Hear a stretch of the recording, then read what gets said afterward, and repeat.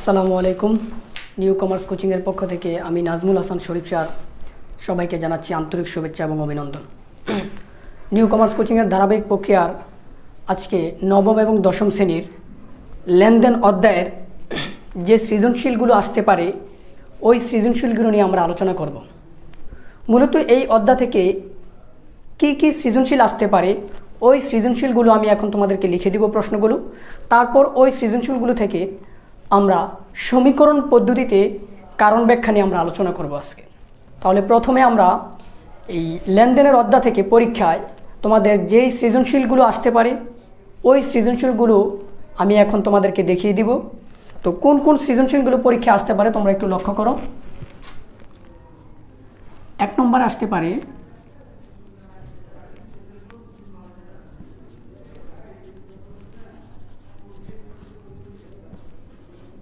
সমীকরণ পদ্ধতিতে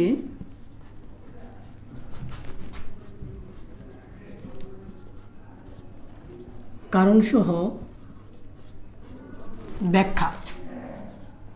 2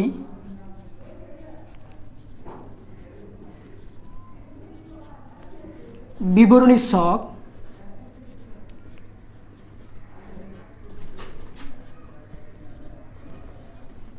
3 হিসাব সমীকরণের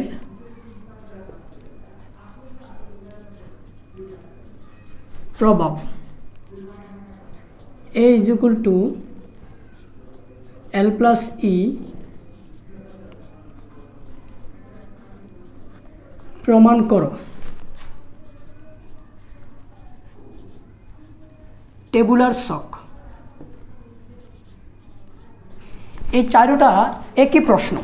বিবরণী ছক, হিসাব সমীকরণের প্রভাব, A = L + E প্রমাণ করো এবং টেবুলার ছক। 3 নম্বরে যে প্রশ্নটা তোমাদের আসে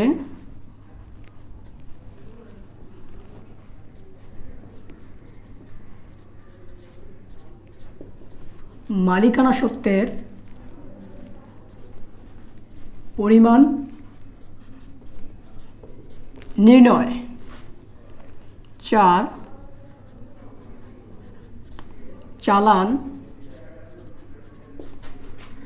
এবং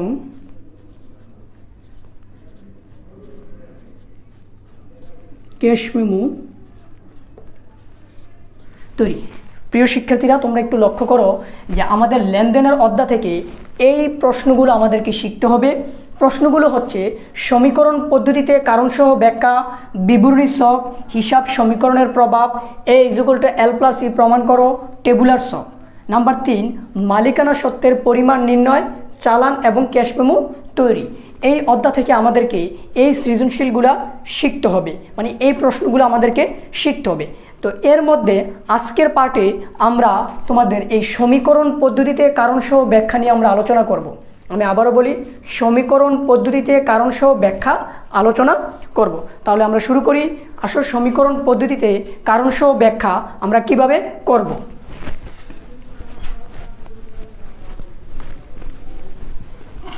তো সমীকরণ পদ্ধতিতে কারণসহ ব্যাখ্যা করতে হলে তার আগে আমাদেরকে কিছু জিনিস সম্পর্কে জানতে হবে। সেই জিনিসগুলো কি কি? সম্পদ কোনগুলো, দায় কোনগুলো, মালিকানা সত্ত্ব কোনগুলো, ব্যয় কোনগুলো, এই জিনিসগুলো সম্পর্কে আমরা এখন জানব। তারপরে আমরা সমীকরণ পদ্ধতিতে কারণসহ ব্যাখ্যা শিখব। দেখো, সম্পদের নামগুলো কি কি আমি তোমাদেরকে লিখে দিই, তোমরা একটু মনোযোগ সহকারে দেখো এবং যদি পারো তোমরা সেটাকে নোট করে রাখো। দেখো, সম্পদ অনেক জিনিস আছে। তো সাধারণত যে সম্পদগুলো এখন আমাদের ব্যবহার হবে ওই সম্পদের নামগুলো আমি লিখে দিব। সম্পদ হচ্ছে ওই জিনিসটা যেটা থেকে আমরা দীর্ঘদিন কি করতে পারবো, সুবিধা ভোগ করতে পারবো। আমি আবারও বলি, সম্পদ হচ্ছে ওই জিনিসটা যেটা থেকে আমরা দীর্ঘদিন কি করতে পারবো, সুবিধা ভোগ করতে পারবো। তাহলে সেই জিনিসগুলো কি একটু লক্ষ্য করো। যেমন নগদ টাকা আমাদের জন্য একটা কি সম্পদ।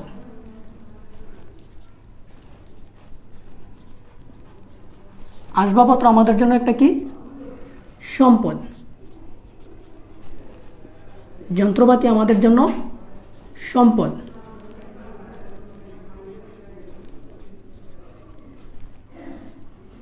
দালান কোঠা আমাদের জন্য সম্পদ। ব্যাংক জমা আমাদের জন্য একটা কি সম্পদ। দেনাদার আমাদের জন্য সম্পদ।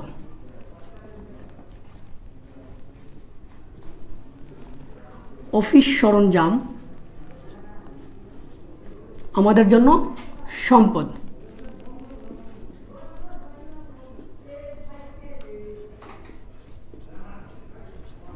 সেবা সরঞ্জাম আমাদের জন্য সম্পদ। এরকম আরও অনেক সম্পদের নাম আছে যেগুলো আসলে আমরা পরবর্তীতে জানতে পারবো।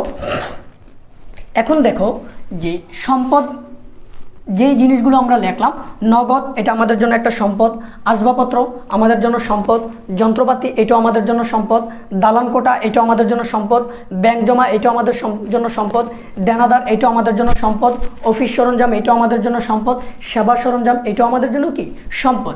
এই সম্পদগুলো আমরা যখন অঙ্কগুলো করব তখন আমাদের কাজে লাগবে। আচ্ছা, তারপরে একটু লক্ষ্য করো সম্পদের পরে দায় কোনগুলো।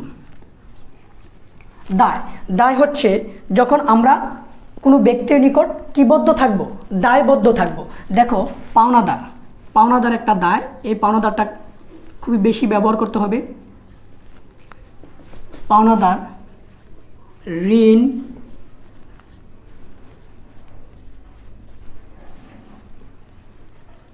ব্যাংক ঋণ এগুলো আমাদের জন্য দায়। আরও অনেক দায় আছে, সাধারণত এই জিনিসগুলো একটু লক্ষ্য করো। পাওনাদার এবং ঋণ এই দুইটাই কিন্তু আমাদের জন্য দায়। ঋণ হচ্ছে যখন কোনো ব্যক্তি বা প্রতিষ্ঠানের কাছ থেকে, আমি আবারও বলি, ঋণ হচ্ছে যখন কোনো ব্যক্তি বা প্রতিষ্ঠানের কাছ থেকে আমি নগদ টাকা ধার নিয়ে আসব। আর পাওনাদার হচ্ছে যখন কোনো ব্যক্তি বা প্রতিষ্ঠানের কাছ থেকে নগদ টাকা না, পণ্য নিয়ে আসব, তাকে টাকা দিব না, তাহলে আমি তার নিকট কিবদ্ধ, দায়বদ্ধ। এই দুইটাই হচ্ছে আমাদের জন্য দায়। তারপরে দেখো মালিকানা সত্ত্বের উপাদানগুলো কি কি ছিল তোমরা অবশ্যই জানো। মালিকানা সত্ত্বের উপাদানগুলো কি কি ছিল? মূলধন, আয় মাইনাস ব্যয় মাইনাস উত্তোলন। এবার আসো খরচের নামগুলো কি কি সেগুলো আমরা একটু জানব। যেমন বেতন একটা কি খরচ, ভাড়া একটা কি খরচ, বিজ্ঞাপন একটা খরচ,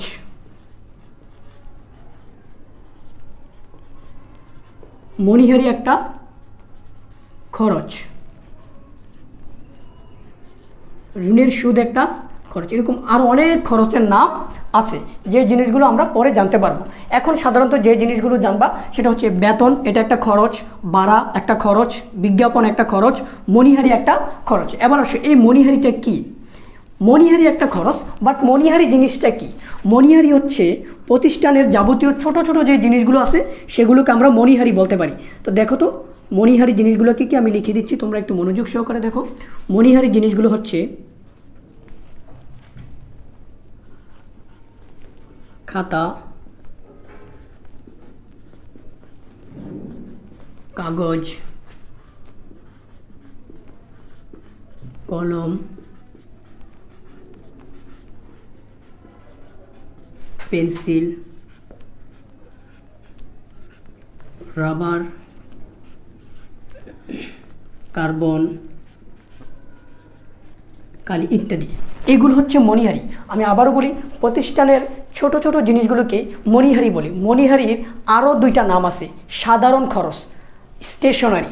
মণিহারি যেই কথা, সাধারণ খরচ একই কথা, স্টেশনারি একই কথা। তারপরে লক্ষ্য করো এই অফিস সরঞ্জাম কোনগুলা, একটু লক্ষ্য করো অফিস সরঞ্জাম কোনগুলা। এক কথায় যদি বলতে চাই, অফিস সরঞ্জাম হচ্ছে ইলেকট্রনিক্স টাইপের যেই জিনিসগুলো থাকবে প্রতিষ্ঠানে। আমি আবারও বলি, ইলেকট্রনিক্স টাইপের যেই জিনিসগুলো প্রতিষ্ঠানে থাকবে সেইগুলোকে আমরা অফিস সরঞ্জাম বলতে পারি। আমি আবারও বলি, ইলেকট্রনিক্স টাইপের যেই জিনিসগুলো থাকবে সেগুলোকে আমরা কি বলতে পারি? অফিস সরঞ্জাম বলতে পারি। তাহলে দেখো তো কোন জিনিসগুলো থাকে।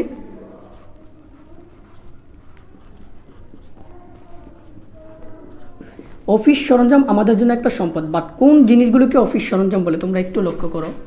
ইলেকট্রনিক্স টাইপের যে জিনিসগুলো থাকবে সেগুলো যেমন AC, TV, fridge,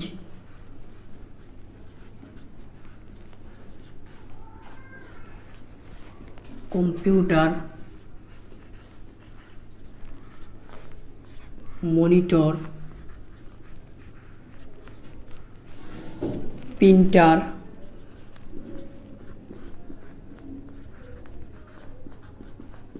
photocopy machine ইত্যাদি আরও আছে। তাহলে সাধারণত এই জিনিসগুলো যদি আমরা জানতে পারি তাহলে আমরা এখন যেই অঙ্কগুলো করব সেই অঙ্কগুলোর জন্য এই জিনিসগুলো খুবই কাজে আসবে। একটু লক্ষ্য করো, সম্পদের নামগুলো কি লিখছি? নগদ টাকা আমাদের জন্য একটা সম্পদ, আসবাবপত্র আমাদের জন্য একটা সম্পদ, যন্ত্রপাতি আমাদের জন্য একটা সম্পদ, দালানকোঠা আমাদের জন্য সম্পদ, ব্যাংক জমা আমাদের জন্য সম্পদ, দেনাদার আমাদের জন্য সম্পদ, অফিস সরঞ্জাম, সেবা সরঞ্জাম। এবার দায় কী কী একটু লক্ষ্য করো। পাওনাদার, ঋণ, ব্যাংক ঋণ, এই দুইটা একই জিনিস। পাওনাদার, ঋণ, ব্যাংক ঋণ। তারপরে দেখো মালিকানা সত্ত্বের উপাদান 4টা, সেটা আমরা জানি, আমরা এর আগের পার্টে আলোচনা করছি। মালিকানা সত্ত্বের উপাদানগুলো মূলধন, আয়, ব্যয়, উত্তোলন। মূলধন, আয়, ব্যয়, উত্তোলন। তারপরে খরচের নামগুলো কি কি? বেতন, ভাড়া, বিজ্ঞাপন, মণিহারি, ঋণের সুদ। সাধারণত এই জিনিসগুলো আমাদের জন্য কি? খরচ। তারপরে দেখো মণিহারিটা কি? মণিহারি একটা খরচ, বাট মণিহারি জিনিসটা কি? মণিহারি হচ্ছে প্রতিষ্ঠানের ছোট ছোট জিনিসগুলোকে মণিহারি বলে। তাহলে মণিহারি জিনিসটা কি? খাতা, কাগজ, কলম, পেন্সিল, রাবার, কার্বন, কালি ইত্যাদি। তারপরে দেখো অফিস সরঞ্জাম কোনগুলা? আমি আবারও বলি, প্রতিষ্ঠানের ইলেকট্রনিক্স টাইপের যে জিনিসগুলো থাকবে, ইলেকট্রনিক্স টাইপের যেই জিনিসগুলো থাকবে সেগুলো হচ্ছে অফিস সরঞ্জাম। আর অফিস সরঞ্জাম আমাদের জন্য একটা কি? সম্পদ। তাহলে সেগুলো কি কি? AC, TV, fridge, computer, monitor, printer, photocopy machine, fan ইত্যাদি। এই জিনিসগুলো আমাদের জন্য অফিস সরঞ্জাম। তাহলে প্রিয় শিক্ষার্থী বন্ধুরা, তোমরা অবশ্যই বুঝতে পারছো এই জিনিসগুলো। এখন আমরা তোমাদেরকে সৃজনশীল অঙ্ক করাবো, যে কোন প্রশ্নগুলো সৃজনশীলে আসে। তো আমি প্রথমে যে প্রশ্নটা লিখে দিয়েছিলাম সেটা ছিল সমীকরণ পদ্ধতিতে কারণসহ ব্যাখ্যা। আমি আবারও বলি, সমীকরণ পদ্ধতিতে কারণসহ ব্যাখ্যা। এবার আসো যে সমীকরণ পদ্ধতিতে কারণসহ ব্যাখ্যা বললে তোমরা কিভাবে করবে।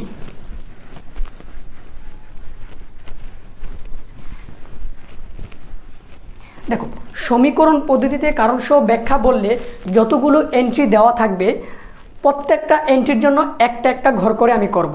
তো এই সমীকরণ পদ্ধতিতে কারণসহ ব্যাখ্যা অঙ্কটা অনেক শিক্ষক অনেকভাবে করায়। তো তোমরা যেই জিনিসটা তোমাদের কাছে ইজি মনে হবে, যে নিয়মটাকে তোমাদের কাছে সহজ মনে হবে, তোমরা ওই নিয়মটাই করতে পারো। যে আমি যেটা করাবো এইটাই করতে হবে, বিষয়টা এরকম না। এখন আমি যেই নিয়মে করাবো বিবরণী ছকের নিয়মটা একই থাকবে, মানে আমি দুইটা অঙ্কের নিয়ম একটাই থাকবে আমার। তো এই জন্য আমি ঠিক বিবরণী ছক যেভাবে করব, আমি সমীকরণ পদ্ধতিতে কারণসহ ব্যাখ্যা একইভাবে করানোর চেষ্টা করব, যাতে আমাকে বুঝতে সহজ হয়। তাহলে তোমরা লক্ষ্য করো, আমি প্রশ্নটার নাম লিখলাম সমীকরণ পদ্ধতিতে কারণসহ ব্যাখ্যা।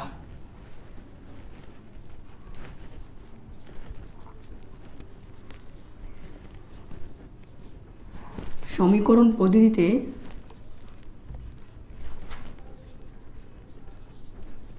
কারণসহ ব্যাখ্যা। তো সমীকরণ পদ্ধতির কারণসহ ব্যাখ্যা, প্রথমে তোমাদের যে প্রশ্নগুলো দেওয়া থাকবে আমি তোমাদেরকে আজকে তোমাদের বোর্ড বইয়ের 1 নম্বর সৃজনশীলের খ নম্বর প্রশ্নটা আমি সমীকরণ পদ্ধতিতে কারণসহ ব্যাখ্যা করে দিব। দেখো 1 নম্বর সৃজনশীল, যেমন রিফাত এন্টারপ্রাইজ একটা ব্যবসা প্রতিষ্ঠান, 2017 সালে ডিসেম্বর মাসে উক্ত ব্যবসা প্রতিষ্ঠানের ঘটনাগুলো নিম্নরূপ। তো খ নম্বর প্রশ্নটাই বলছে ঘটনাসমূহতে লেনদেন চিহ্নিত করো এবং সমীকরণ পদ্ধতিতে কারণসহ ব্যাখ্যা করো। তো এই জায়গায় যে ঘটনাগুলো লেনদেন একমাত্র সেইগুলোকে সমীকরণ পদ্ধতিতে কারণসহ ব্যাখ্যা করতে হবে, আর যেগুলো লেনদেন না সেগুলোকে সমীকরণ পদ্ধতিতে কারণসহ ব্যাখ্যা করা লাগবে না। তো চলো আমরা কিভাবে সমীকরণ পদ্ধতিতে কারণসহ ব্যাখ্যা করব। প্রথম ঘটনাটাই বলছে 5 লক্ষ টাকা নিয়ে ব্যবসা শুরু করানো। তোমরা এই জিনিসটা এই জায়গায় লিখে নিবা, কয় তারিখ? 1 তারিখ। তাহলে তোমরা লিখে নিবা ডিসেম্বরের 1 তারিখ। লেখার পরে এই জায়গায় লিখবা, প্রশ্নটা তোমরা লিখে নিবা 5 লক্ষ টাকা নিয়ে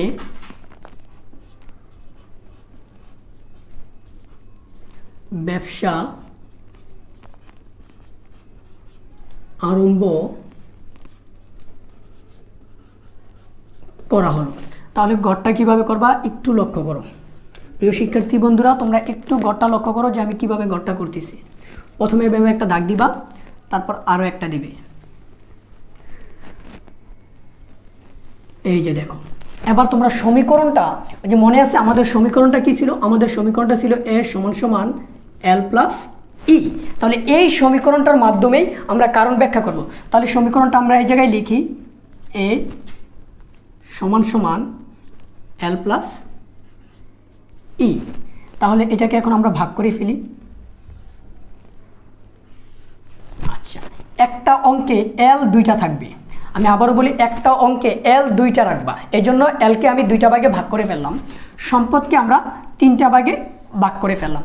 এলকে আমরা দুইটা ভাগে ভাগ করব আর সম্পদকে তিনটা ভাগে ভাগ করব। এবার আমরা ঘরটা ফিল আপ করি। দেখো, এ মানে সম্পদ, এল সমান সমান দায়, ই মানে হচ্ছে মালিকানা সত্ত্ব। আমি আবারও বলি, ই মানে হচ্ছে মালিকানা সত্ত্ব। আর মালিকানা সত্ত্বের উপাদান কয়টা? চারটা। সংক্ষেপে লিখতে পারো মূলধন, আয়, ব্যয়, উত্তোলন। দায় দুইটা জিনিস, কি কি? একটা হচ্ছে পাওনাদার, আরেকটা হচ্ছে কি? ঋণ। তো সম্পদের তো অনেকগুলো নাম আছে, কোন সম্পদটা আমরা লিখবো এই জায়গায়, বা কোন সম্পদগুলো ব্যবহার হবে সেটা কি আমরা জানি না? আমরা জানি না। তবে আমরা এইটুক জানি যে একটা সম্পদ আছে, যেই সম্পদ ছাড়া কখনো কি করা যাবে না? ব্যবসা করা যাবে না। তাহলে সেই সম্পদটা কি? নগদ টাকা। নগদ টাকা ছাড়া তুমি কখনো কি করতে পারবে না? ব্যবসা করতে পারবে না। তো নগদ টাকা, এটা বড় ব্যবসা করলেও লাগবে, ছোট ব্যবসা করলেও লাগবে। এই জন্য সকল সম্পদের মধ্য হতে একটা সম্পদের নাম সবসময় তোমাকে কি করতে হবে? লিখে রাখতে হবে। সেই সম্পদের নামটা কি? সেটা হচ্ছে নগদ টাকা। আমি আবারও বলি, নগদ টাকাটা তোমরা লিখে রাখবা। বাকি কোন সম্পদগুলো ব্যবহার করতে হবে সেগুলো যখন আমরা প্রশ্নটা পড়ব তখনই আমরা বুঝতে পারবো। বাট সর্বপ্রথম আমরা এই সম্পদের নামটা লিখে রাখবো, সেটা হচ্ছে নগদ। কারণ নগদ টাকা ছাড়া কখনো কেউ ব্যবসা করতে পারবে না, সেটা অল্প হোক বেশি হোক। তাহলে আমাদের প্রশ্নটা কি ছিল? 5 লক্ষ টাকা নিয়ে ব্যবসা আরম্ভ করা হলো। তাহলে তোমরা একটু লক্ষ্য করো তো, 5 লক্ষ টাকা নিয়ে ব্যবসা আরম্ভ করা হলো। তাহলে দেখো, আমার কাছে কোনো টাকা ছিল না। যখন আমি 5 লক্ষ টাকা নিয়ে ব্যবসা আরম্ভ করছি বা শুরু করছি, তখন আমার কাছে টাকার পরিমাণ কি পাইছে? বৃদ্ধি পাইছে। আর টাকাকে হিসাব বিজ্ঞানের ভাষায় টাকা লেখা যায় না। আমি আবারও বলি, টাকাকে হিসাব বিজ্ঞানের ভাষায় কি লিখতে পারবা না? টাকা লিখতে পারবা না। টাকাকে হিসাব বিজ্ঞানের ভাষায় তোমাকে লিখতে হবে নগদ অথবা নগদান। তাহলে যখন তুমি 5 লক্ষ টাকা নিয়ে ব্যবসা আরম্ভ করছো, তখন তোমার কাছে কি বাড়ছে? নগদ টাকার পরিমাণ বৃদ্ধি পাইছে। আর নগদ টাকা হচ্ছে আমাদের জন্য একটা কি? সম্পদ। নগদ টাকাকে টাকা নামে লিখতে পারবো না, লিখতে হবে নগদ। তাহলে যেহেতু নগদ টাকা আমার জন্য একটা সম্পদ, এই জন্য আমি কি করব? নগদের ঘরে লিখলাম, কারণ আমার নগদ টাকার পরিমাণ কি পাইছে? বৃদ্ধি পাইছে। আর আমি বলছিলাম, ব্যবসা শুরু করার সময় টাকা কে দিবে? মালিক দিবে। এই যে 5 লক্ষ টাকা, এই 5 লক্ষ টাকা কে দিছে? মালিক দিছে। আমি আবারও বলি, ব্যবসা শুরু করার সময় টাকা কে দিবে? মালিক দিবে। আর মালিক যা কিছু দেয় তাকে আমরা কি নামে লিখব? মূলধন। আমি আবারও বলি, মালিক যা কিছু দেয় তাকে আমরা কি নামে লিখব? মূলধন। আর মূলধন সবসময় মালিকানা সত্ত্বকে কি করে? বৃদ্ধি করে। তাহলে বলো তো, মূলধনের ঘর কি মালিকানা সত্ত্বের ঘরে আছে? জি, অবশ্যই আছে। এই যে দেখো, মূলধন। তাহলে এটা মালিকানা সত্ত্বের ঘরেও বসবে। তাহলে প্রিয় শিক্ষার্থীরা, একটা এন্ট্রি 2 দিকে প্রভাব বিস্তার করবে এবং 3 দিকেও প্রভাব বিস্তার করতে পারে। ঠিক আছে, সর্বনিম্ন এটা 2 দিকে কি করবে? প্রভাব বিস্তার করবে। তাহলে দেখো, 5 লক্ষ টাকা নিয়ে ব্যবসা আরম্ভ করার ফলে একদিক দিয়ে আমার নগদ টাকার পরিমাণ বৃদ্ধি পাইছে, অপর দিক দিয়ে এই টাকাটা কে দিছে? মালিক। মালিক যা দেয় তা কি? মূলধন। তাহলে মূলধন হইলে মালিকানা সত্ত্ব বাড়বে না কমবে? অবশ্যই বাড়বে। তাহলে এই এন্ট্রিটা আমার এ ও ই কি পাইছে? বৃদ্ধি পেয়েছে। তাহলে তোমরা লিখে দিবা এ ও ই বৃদ্ধি। তাহলে প্রিয় শিক্ষার্থীরা, আশা করি তোমরা প্রথম এন্ট্রিটা বুঝতে পারছো। 2 নম্বর এন্ট্রিটা, ব্যাংকে 50,000 টাকা দিয়ে হিসাব খোলা হলো। ব্যাংকে 50,000 টাকা দিয়ে আমরা কি করছি? হিসাব খুলছি। তাহলে আমি এই এন্ট্রিটা লিখে নেই। তোমরা প্রত্যেকটা এন্ট্রির জন্য আলাদা আলাদা ঘর করে করবা। ব্যাংকে 50,000 টাকা নিয়ে হিসাব খোলা হলো। তাহলে আবার গড় করো। দেখো, গড়টা আবার দেখো। যদি কেউ না বুঝে থাকো তাহলে গড়টা আবার লক্ষ্য করো।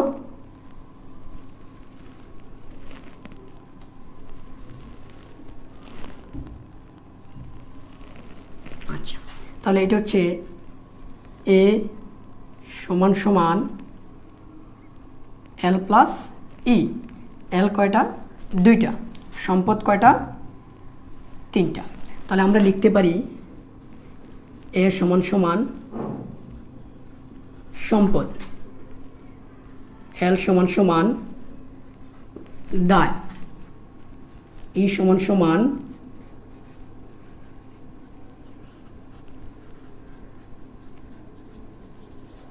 মালিকানা সত্ত্ব। মালিকানা সত্ত্বের উপাদানগুলো কী ছিল?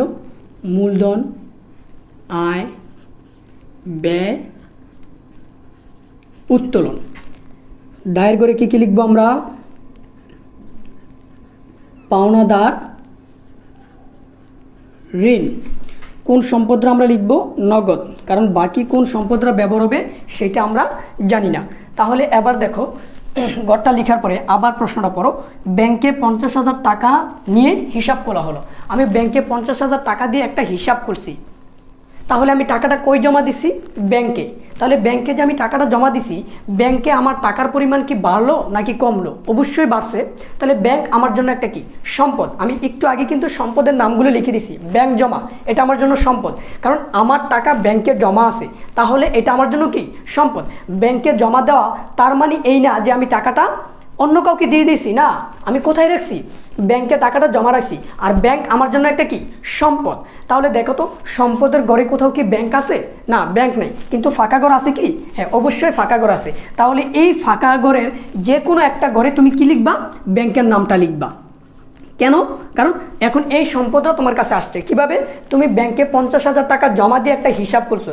এই যে ব্যাংকে 50,000 টাকা জমা দিয়ে একটা হিসাব করছো, তোমার টাকা কই গেছে? ব্যাংকে। আর ব্যাংক তোমার জন্য একটা কি? সম্পদ। তাহলে সম্পদ কি বাড়ছে নাকি কমছে? অবশ্যই বাড়ছে, আর সম্পদের নামটা হচ্ছে ব্যাংক। তাহলে আমি ব্যাংকের ঘরে কি করব? 50,000 টাকা লিখব। লিখার পরে এবার একটু লক্ষ্য করো তো, ব্যাংকে 50,000 টাকা জমা দিতে গিয়ে তোমার কাছ থেকে কি গেছে? নগদ টাকা চলে গেছে। আমি আবারও বলি, ব্যাংকে 50,000 টাকা জমা দিতে গিয়ে তোমার কাছ থেকে কি গেছে? নগদ টাকা চলে গেছে। তাহলে নগদ টাকার পরিমাণ কি বৃদ্ধি পাইলো নাকি হ্রাস পাইলো? অবশ্যই হ্রাস পাইছে। তাহলে নগদ টাকার ঘর কোনটা? এই যে নগদ টাকার ঘর। তাহলে নগদের ঘরে 50,000 টাকা কি করতে হবে? মাইনাস করতে হবে। এখন মাইনাস চিহ্ন দিলেও হবে, ব্র্যাকেট দিলেও হবে। তাহলে এই জায়গায় আমরা লিখব এ বৃদ্ধি, আবার এ হ্রাস। একবার এ বৃদ্ধি পাইছে, আবার এ কি হয়েছে? হ্রাস পাইছে। আশা করি তোমরা বুঝতে পারছো। এবার দেখো আমরা এটাকে মুছে ফেললাম, মুছে আমরা আবার আরেকটা এন্ট্রি করব। একটু লক্ষ্য করো তোমরা প্রিয় শিক্ষার্থী। দেখো 3 নম্বর এন্ট্রিটা বলছে ধারে পণ্য ক্রয় 25,000 টাকা। তাহলে আমরা লিখে নিই এই জায়গায় যে ধারে পণ্য ক্রয় 25,000 টাকা। তাহলে তার জন্য একটা ঘর করতে হবে। দেখো ঘরটা আমরা কিভাবে করি।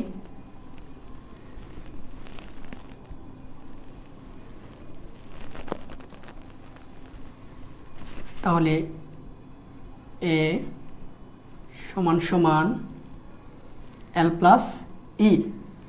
এল দুইটা, সম্পদের জন্য আমরা রাখবো 3টা। তাহলে আমরা এই জায়গায় লিখব এ মানে কি? সম্পদ। এল মানে দায়। ই মানে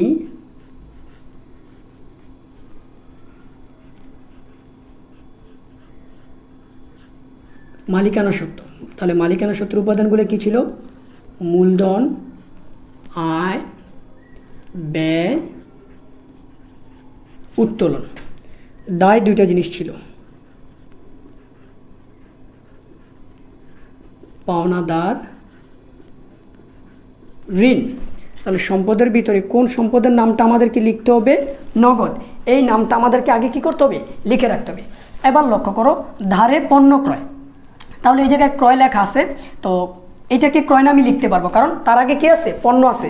পণ্য দ্রব্য থাকলে ক্রয়কে ক্রয় নামে লিখতে পারবো এবং বিক্রয়কে বিক্রয় নামে লিখতে পারবো। তাহলে আমি যে পণ্য ক্রয় করছি, আমি প্রথম দিনে তোমাদেরকে লিখে দিয়েছিলাম যে ক্রয় করলে কি হয়। আমার প্রথম পাঠের আলোচনাটা ছিল ক্রয় করলে কি হয়? ক্রয় করলে ব্যয় হয়, আর বিক্রয় করলে আয় হয়। এই যে আমি যে ক্রয় করছি, তো ক্রয় করার কারণে আমার কি হয়েছে, ব্যয় হয়েছে। তাহলে দেখো তো ব্যয়ের গড় কোনটা, এই যে ব্যয়ের গড় মালিকানা সত্ত্বের গড়ে। আর ব্যয় হইলে মালিকানা সত্ত্ব বাড়বে নাকি কমবে, অবশ্যই ব্যয় হইলে মালিকানা সত্ত্ব কমবে। তাহলে আমরা কি করব, কমিয়ে দেব। যদি কমে যায় তাহলে ব্র্যাকেট দেব অথবা মাইনাস দেব। আচ্ছা, এবার আমি যে ক্রয় করছি, ক্রয় করতে যে আমার কাছ থেকে কি নগদ টাকা চলে গেছে, না, টাকা তো যায় নাই, কারণ আমি ধারে পণ্য ক্রয় করছি, টাকা দেই নেই, টাকা কি করব, দিব। একটু লক্ষ্য করো, আমি ধারে পণ্য ক্রয় করছি, টাকা কি দিছি, না, টাকা দেই নেই, দিব। আমরা কাকে টাকা দিই, আমরা পাওনাদারকে টাকা দিই। আমি প্রথম দিনে আলোচনা করছি, আমরা দেনাদার হতে পাই, পাওনাদারকে দেই। আমরা দেনাদার হতে পাই, পাওনাদারকে দেই। যেহেতু আমি পণ্য ক্রয় করছি, ক্রয় করার পরে আমি কিন্তু টাকা দেই নেই, দিব। কাকে দিব, পাওনাদারকে। তাহলে পাওনাদার আমার জন্য একটা কি, দায়। তাহলে দায়ের ঘরে দেখো পাওনাদার আছে, তাহলে পাওনাদারের পরিমাণ বৃদ্ধি পেলো নাকি হ্রাস পেলো, অবশ্যই পাওনাদারের পরিমাণ কি পাইছে, বৃদ্ধি পাইছে। তাহলে আমি কার ঘরে লিখবো, পাওনাদারের ঘরে লিখবো। তাহলে আমি এই জায়গায় লিখতে পারি এল বৃদ্ধি ই হ্রাস, এল বৃদ্ধি ই হ্রাস। তাহলে প্রিয় শিক্ষার্থী বন্ধুরা, তারপরে দেখো এরপরে বলছে নগদে পণ্য বিক্রয়। তাহলে আমি এটাকে আর ঘরটা না মুছে আমি যদি ভিতরের অংশগুলো মুছে দিই তাহলে তোমরা বুঝতে পারবা কিনা, দেখো অবশ্যই বুঝতে পারবা। একটু লক্ষ্য করো, প্রশ্নটা এই জায়গায় লিখে নাও।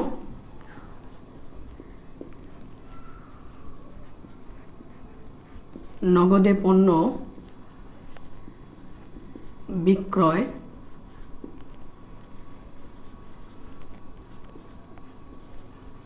45,000 টাকা। তাহলে একটু লক্ষ্য করো, এই যে নগদে পণ্য বিক্রয় করছি, আমি কি করছি, পণ্য বিক্রয় করছি। এর আগের প্রশ্নটা ছিল ক্রয়, এখন করছি বিক্রয়। তো ক্রয় করলে যদি ব্যয় হয় তাহলে বিক্রয় করলে কি হবে, আয় হবে। আমি আবারও বলি, ক্রয় করলে যেহেতু ব্যয় হয় তাহলে বিক্রয় করলে কি হবে, আয় হবে। আয় হইলে মালিকানা সত্ত্ব বাড়বে নাকি কমবে, অবশ্যই মালিকানা সত্ত্ব বাড়বে। তাহলে আমি কার ঘরে লিখবো, মালিকানা সত্ত্বের ঘরে লিখবো। এবার আমি যে বিক্রয় করছি, বিক্রি করে কি পাইছি, নগদ টাকা পাইছি। তাহলে নগদ টাকা আমার জন্য কি, একটা সম্পদ। তাহলে দেখো তো সম্পদের ঘরে টাকা আছে কিনা, এই যে আছে, নগদান। এই যে নগদের ঘরে বসাইতে হবে। তাহলে আমি নগদের ঘরে বসাবো। তাহলে এই জায়গায় আমি লিখতে পারি এ ও ই বৃদ্ধি, আমার এবার দুটোটাই বৃদ্ধি পাইছে। দেখো আমি আবারও বলি, নগদে পণ্য বিক্রয়, তো বিক্রি করলে কি হয়, আয় হয়। আমি আবারও বলি, বিক্রি করলে কি হয়, আয় হয়। আয় হইলে মালিকানা সত্ত্ব বাড়বে নাকি কমবে, অবশ্যই বাড়বে। আর আমি বিক্রি করে কি পাইছি, নগদ টাকা পাইছি। নগদ টাকা আমার জন্য একটা কি, সম্পদ। তাহলে আমি সম্পদের ঘরে, এটা নগদের ঘরে লিখে ফেলবো।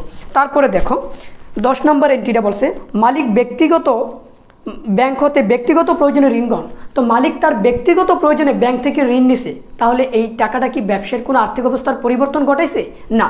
যেটা ব্যবসার আর্থিক অবস্থার কোনো পরিবর্তন ঘটাবে না, ওইটা কি না, লেনদেন না। আমরা এর আগের পার্টে আলোচনা করছিলাম, যে ঘটনাটা লেনদেন হবে সেটা ব্যবসার আর্থিক অবস্থার পরিবর্তন ঘটাবে। তাহলে এই ঘটনাটার ফলে ব্যবসার আর্থিক অবস্থার কোনো কি ঘটে নেই, পরিবর্তন ঘটে নেই। তাহলে এই ঘটনাটা কি হবে না, লেনদেন হবে না। আর যেটা লেনদেন হবে না সেটাকে সমীকরণ পদ্ধতিতে কারণ ব্যাখ্যা করতে হবে না। আমি আবারও বলি, যেই ঘটনাটা লেনদেন হবে না ওই ঘটনাটাকে সমীকরণ পদ্ধতিতে কারণ ব্যাখ্যা করা লাগবে না। তারপরে দেখো 15 নম্বর, 45,000 টাকার আসবাবপত্র ক্রয়ের ফরমায়েশ প্রদান। তো আমি এর আগের ক্লাসে বলছিলাম তোমাদেরকে, ফরমায়েশ শব্দের অর্থ হচ্ছে চিঠি। আমি আবারও বলি, ফরমায়েশ শব্দের অর্থ কি, চিঠি। তো ফরমায়েশের মাধ্যমে ব্যবসার আর্থিক অবস্থার কোনো পরিবর্তন ঘটে না, তাহলে এই ঘটনাটাও কি না, লেনদেন না। যেটা লেনদেন হবে না সেটা কখনো সমীকরণ পদ্ধতিতে প্রভাব বিস্তার করবে না। তারপরে দেখো পাওনাদারকে পরিশোধ 15,000 টাকা। আমি কাকে পরিশোধ করছি, পাওনাদারকে। তো পাওনাদারকে দিতে যে আমার ব্যবসার টাকার পরিমাণ বাড়ছে নাকি কমছে, অবশ্যই কমছে। তাহলে এটা কি, লেনদেন। তাহলে তার জন্য আবার তোমাকে আরেকটা ঘর করতে হবে, তাহলে এটা মুছে ফেলো। তো এই জায়গায় প্রশ্নটা নতুন করে আবার লিখতে হবে আমাদেরকে। দেখো আমি লিখলাম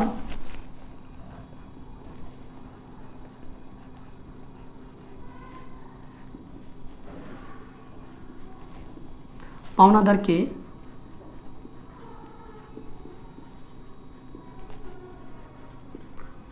পরিশোধ 15,000 টাকা। দেখো এই যে পাওনাদারকে আমি পরিশোধ করছি 15,000 টাকা, পাওনাদারকে পরিশোধ করছি, কাকে পরিশোধ করছি, পাওনাদারকে। কাকে দিছি, পাওনাদারকে। তো আমি যদি পাওনাদারকে দিয়ে দেই তাহলে পাওনাদারের পরিমাণ বাড়বে নাকি কমবে, অবশ্যই কমবে। তাহলে আমি পাওনাদারের ঘরে কি করব, কমিয়ে দিব। আর এই পাওনাদারকে দিতে যা আমার কাছ থেকে কি গেছে, নগদ টাকা চলে গেছে। তাহলে নগদ টাকার পরিমাণ বাড়ছে না কমছে? অবশ্যই নগদ টাকার পরিমাণ কমছে। তাহলে আমি এই জায়গায় লিখতে পারি AUL হ্রাস। প্রিয় শিক্ষার্থী লক্ষ্য করো, পাওনাদারকে পরিশোধ 15,000 টাকা। তো পাওনাদারকে পরিশোধ করতে গিয়ে আমার কাছ থেকে কি গেছে, নগদ টাকা চলে গেছে। আর আমি টাকাটা কাকে দিছি, পাওনাদারকে দিছি। তাহলে পাওনাদারের পরিমাণ বাড়লো নাকি কমলো? অবশ্যই কমছে। তাহলে আমাদের এইভাবেই সমীকরণ পদ্ধতিতে কারণ ব্যাখ্যা করতে হয়। সমীকরণ পদ্ধতিতে তোমাদের পরীক্ষায় 4 থেকে 5টার বেশি এন্ট্রি আসবে না। তো প্রত্যেকটা এন্ট্রির জন্য তুমি এরকম একটা একটা করে ঘর রাখবা। আমি আবারও বলি, প্রত্যেকটা এন্ট্রির জন্য একটা একটা করে ঘর রেখে সমীকরণ পদ্ধতিতে কারণ ব্যাখ্যা করতে হবে। আর তুমি যদি সমীকরণ পদ্ধতিতে কারণ ব্যাখ্যাটা করতে পারো, তাহলে তুমি বিবরণী ছকটা খুব তাড়াতাড়ি বুঝতে পারবা। আর বিবরণী ছক তোমাদের পরীক্ষায় আসবেই আসবে। ঠিক আছে, আমি আবারও বলি, বিবরণী ছকটা তোমাদের পরীক্ষায় 100% আসবে। এটা সবসময় আসে এবং বোর্ড পরীক্ষাও আসে। তাহলে তুমি যদি সমীকরণ পদ্ধতিটাকে এই নিয়মে শিখতে পারো, তাহলে বিবরণী ছকটা তোমার কাছে সহজ হবে। কারণ বিবরণী ছকটাকে এই নিয়মেই করা লাগে। ঠিক আছে, তো আশা করি আজকে যে প্রশ্নটা নিয়ে আমি আলোচনা করলাম, সমীকরণ পদ্ধতিতে কারণ সহ ব্যাখ্যা, এটাও পরীক্ষায় আসে, তবে বিবরণী ছকটা একটু বেশি আসে। তাহলে তোমরা আশা করি বুঝতে পারছো যে সমীকরণ পদ্ধতিতে কিভাবে কারণ ব্যাখ্যা করা লাগবে।